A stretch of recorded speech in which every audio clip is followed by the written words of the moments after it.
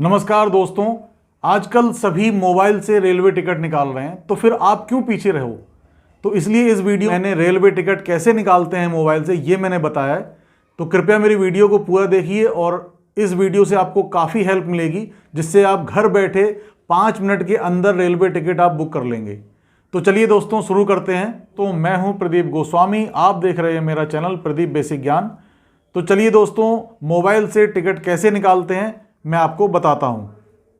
तो दोस्तों, rail ticket book करने के लिए हमें प्ले स्टोर से IRCTC रेल कनेक्ट इंस्टॉल करना होगा। तो मेरे पास पहले से ही ये ऐप इंस्टॉल है, तो मैं इसे ओपन करूंगा। तो इस तरीके का ये आइकॉन है इसका, तो इसे हम ओपन करेंगे। ओपन करने के बाद में इस तरीके का इंटरफेस खुलेगा अलर्ट का, जिसमें कि हमें नीचे ओके का बटन दिया हुआ है, इस पर हमें क्लिक करना होगा। इस पर क्लिक करने के बाद में हमारे पास इस तरीके का इंटरफेस खुलेगा, जिसमें कि हमें कॉर्नर में ऊपर प्लान माई जर्नी दिया हुआ है और इस पे हमें क्लिक करना है। पर क्लिक करने के बाद में हमारे पास इस तरह से इंटरफेस खुलेगा, जिसमें कि फ्रॉम और टू दिया हुआ है। फ्रॉम यानी कि जहां से हमें यात्रा प्रारंभ करनी है, और टू यानी जहां तक हमें जाना है डेस्टिनेशन तक। तो फ्रॉम पे हम क्लिक करेंगे तो इस तरह से सर्च बार खुल के आएगा। अब इस सर्च बार में हमें उस स्टेशन का नाम डालना है जहां से हमें यात्रा प्रारंभ करनी है। तो कुछ अक्षर जो है हम उस स्टेशन के टाइप करेंगे, जिससे कि नीचे लिस्ट में उन स्टेशनों के नाम आ जाएंगे उससे संबंधित। तो हमें उसमें से एक सिलेक्ट करना है और सिलेक्ट करने के बाद में उस स्टेशन का नाम सामने आ जाएगा। अब हमें टू पर क्लिक करना है। टू पर क्लिक करने के बाद में सर्च बार खुल के आएगा और उस सर्च बार में हमें स्टेशन का कोड नंबर या हमें उसका नाम या कुछ अक्षर हमें लिखने होंगे, जिससे कि लिस्ट जो है नीचे बन के आ जाएगी और उसमें से हमें कुछ जो हमारा संबंधित स्टेशन है उसको हमें सिलेक्ट करना है। मैंने यहाँ पर ग्वालियर टाइप किया है और मैंने इन 3 जो लिस्ट में नाम दिए हुए इसमें से एक मैंने स्टेशन सिलेक्ट कर ली और यहाँ पे अब हमारे पास 2 में ग्वालियर लिख के आ गया है। तो देखिए दोस्तों, अब हमको कोटा पर क्लिक करना है। जैसे कि यदि हम किसी कोटा के अंतर्गत आते हैं, जैसे लेडीज तत्काल, lower berth, senior citizen, premium तत्काल या दिव्यांग, तो हमें इन पर क्लिक करना है। और यदि हम किसी कोटा के अंतर्गत नहीं आते हैं तो हमको इसे जनरल पर ही रहने देना है। हमें डिपार्चर डेट पर क्लिक करना है, जिससे कि हमारे सामने एक कैलेंडर खुलकर आ जाएगा। इस कैलेंडर में हमें अपनी यात्रा प्रारंभ करने वाली जो डेट है उस पर हमें क्लिक करना है। जिस दिन हमें टिकट बुक करवाना है उस तारीख को हमको क्लिक कर देना है। तो हमने वो डेट पर हमने क्लिक कर दिया। अब हमें फ्लेक्सिबल विथ डेट, इस पर हमें टिक लगाना है। फ्लेक्सिबल विथ डेट पर अगर आप क्लिक कर लेंगे तो इससे ये फायदा होगा कि आगे की डेट में भी आपको ये वेटिंग या सीट कंफर्म मिलेगी, ये भी आपको दिखा देगा। अब हमें सर्च ट्रेन्स पर क्लिक करना है। इस पर क्लिक करने पर जो भी ट्रेन उपलब्ध होगी वो हमारे सामने आ जाएगी। इसमें हमें ट्रेन का नाम, इसका नंबर और जिस स्टेशन से जिस स्टेशन तक जाना है उसका टाइम और उसका नाम, स्टेशन का नाम दिया होगा। इसके बाद में दोस्तों हमें जो है सामने दिया हुआ है सेकंड सिटिंग, इस पर हम क्लिक करेंगे। तो इस पर क्लिक करने के बाद में हमारे पास जिस तारीख को, जैसे कि हमने संडे 13 फरवरी को हमने टिकट बुक करने के लिए हमने किया था, तो उस दिन वो वेटिंग दिखा रहा है। तो फ्लेक्सिबल विद डेट पे जो हमने क्लिक किया था तो उससे ये फ़ायदा हुआ था कि संडे के अलावा मंडे और ट्यूसडे को भी ये अवेलेबल है ट्रेन, तो उस दिन का भी इसने दिखा दिया। लेकिन हमें जाना संडे को ही है और संडे को हमें ट्रेन अवेलेबल नहीं है, मतलब सीट अवेलेबल नहीं है। तो अब हमें स्लीपर पर हम टिक करेंगे। तो स्लीपर पर हमने क्लिक किया तो संडे के दिन जो है हमें सीट अवेलेबल मिल गई। अब हमें अवेलेबल पर हमें क्लिक करना है संडे पर।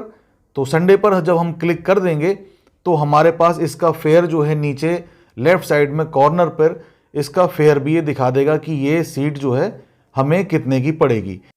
अब हमें पैसेंजर डिटेल्स पर क्लिक करना है। इस पर क्लिक करने के बाद में हमें लॉगिन का ऑप्शन खुलकर आएगा। तो मैं पहले से ही मेरा जो है रजिस्टर्ड है ये ऐप, तो मैं इसमें केवल अपना पासवर्ड डालूंगा। तो इसमें मैं अपना पासवर्ड लिखता हूँ। इसके बाद में आप यदि OTP के साथ लॉगिन करना चाहते हैं तो आप login and booking with OTP पर क्लिक कर सकते हैं। इसके बाद में आपको कैप्चा टाइप करना होगा, जो कि हमारे लेफ्ट साइड में जो दिया हुआ है सेम हमें उसको राइट साइड में फिल करना होता है।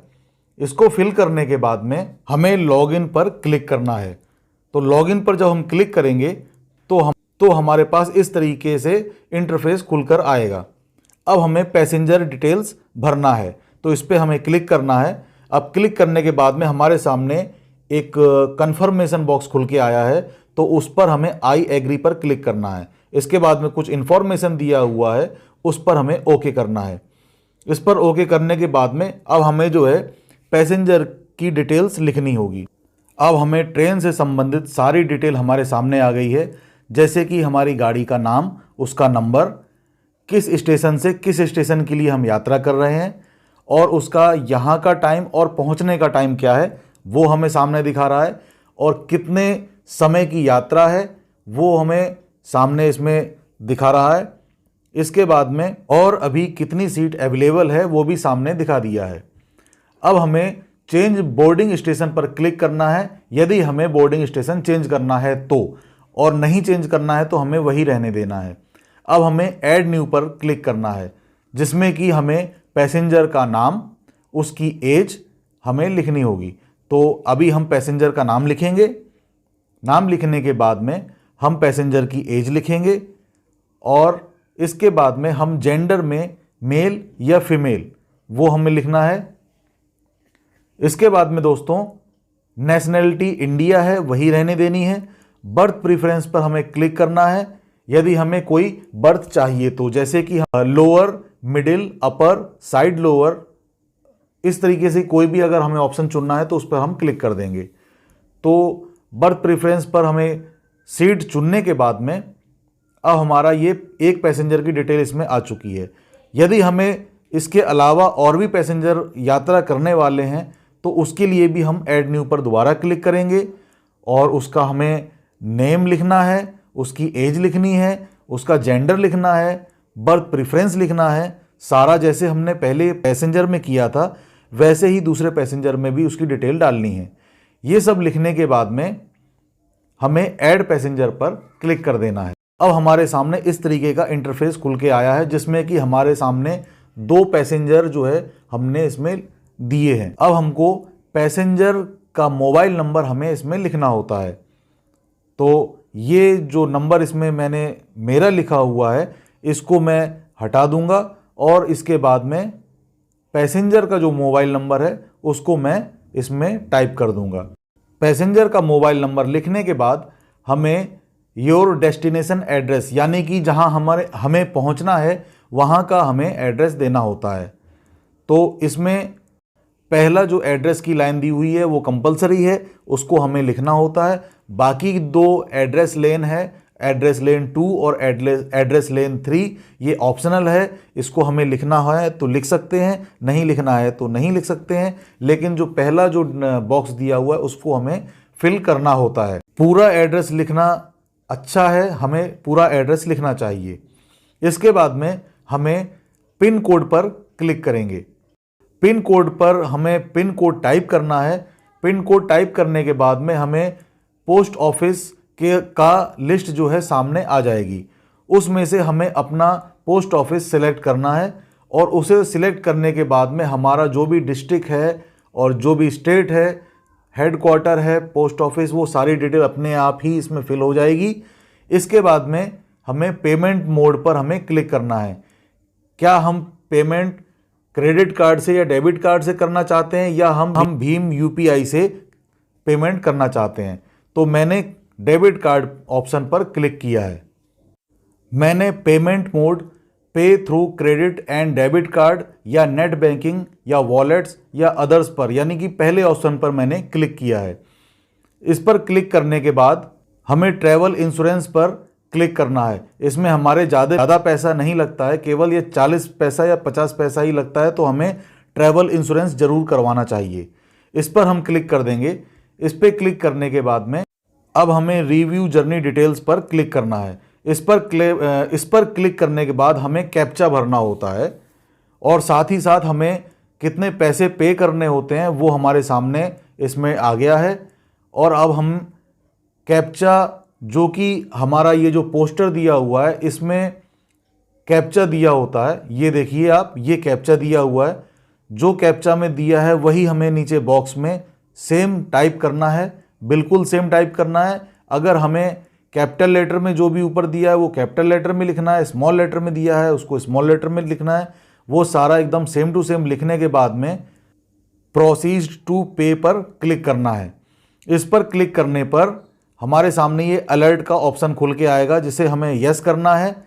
यस करने के बाद में सिलेक्ट पेमेंट मोड में हमें मल्टीपल पेमेंट ऑप्शन पर मैंने क्लिक किया। इसके बाद में मैंने दूसरा ऑप्शन चूज किया जिसमें कि हमारा रुपए कार्ड से पेमेंट कट जाएगी। अब पे पर आपको क्लिक करना है। इस पे क्लिक करने के बाद में आपके पास कई ऑप्शन हैं, जैसे कि आप पेटीएम से पेड करना चाहें उससे पेड कर सकते हैं, डेबिट या क्रेडिट कार्ड से पेड कर सकते हैं, या आप नेट बैंकिंग से भी पेड कर सकते हैं। तो मैंने डेबिट कार्ड को चुना, तो मैं डेबिट कार्ड से पेड करूंगा। तो इसके बाद में मुझे कार्ड का नंबर इसमें फिल करना होता है, तो इसमें मैं कार्ड का नंबर फिल करूंगा। इसके बाद में हमें कार्ड की एक्सपायरी या वैलिडिटी जो दिया रहता है कार्ड के ऊपर, वो हमें टाइप करना होता है। और उसको टाइप करने के बाद में हमें कार्ड के पीछे जो CVV नंबर होता है वो हमें टाइप करना होता है। तो ये सारी डिटेल हमें फिल करने के बाद में फिर इसमें नीचे पे का ऑप्शन दिया हुआ है, इस पे पर हमें फिर क्लिक करनी है। इस पर क्लिक करने के बाद में हमारे मोबाइल पर एक OTP आएगा। तो OTP आने के बाद में वो हमें OTP इसमें भरना होता है। तो इस तरीके से हमारे पास मैसेज आएगा OTP का, और हमें वो OTP इस वन टाइम पासवर्ड यहाँ पे बॉक्स में हमको भरना होता है। इसको हमें भरने के बाद में मेक पेमेंट पर हम क्लिक कर देंगे। अब हमारी प्रोसेसिंग चालू हो चुकी है, और अब देखिए दोस्तों, ये हमारा जो है टिकट बुक हो चुका है। तो टिकट बुक हो गया है दोस्तों, और इसमें ये देखिए सारी डिटेल आपके सामने आ गई है। दोनों टिकट कंफर्म है, जैसे कि ये देखिए सारी डिटेल है सामने, इस बॉक्स के अंतर्गत सब दिखाया गया है। कोच का नंबर है, बर्थ नंबर है, और बर्थ टाइप लोअर है, और एक जो है अपर मिली है हमें, एक लोअर मिली है, और दोनों सीटें हमारी कंफर्म है। तो इस तरीके से दोस्तों ये देखिए सारी डिटेल है आपके सामने, और ये जो है हमारा टिकट सक्सेसफुली बुक हो चुका है। और ये जो है PNR नंबर भी दिया हुआ है, पूरी ट्रेन की डिटेल है और PNR नंबर भी साथ में दिया हुआ है। दोस्तों, यदि आप मेरे चैनल पे नए हैं तो कृपया मेरे चैनल को सब्सक्राइब करें और बेल नोटिफिकेशन का घंटा प्रेस करें, और इसके बाद ऑल पर क्लिक करें, जिससे आने वाली मेरी नई वीडियो सही समय पे आपको मिलती रहेगी। धन्यवाद।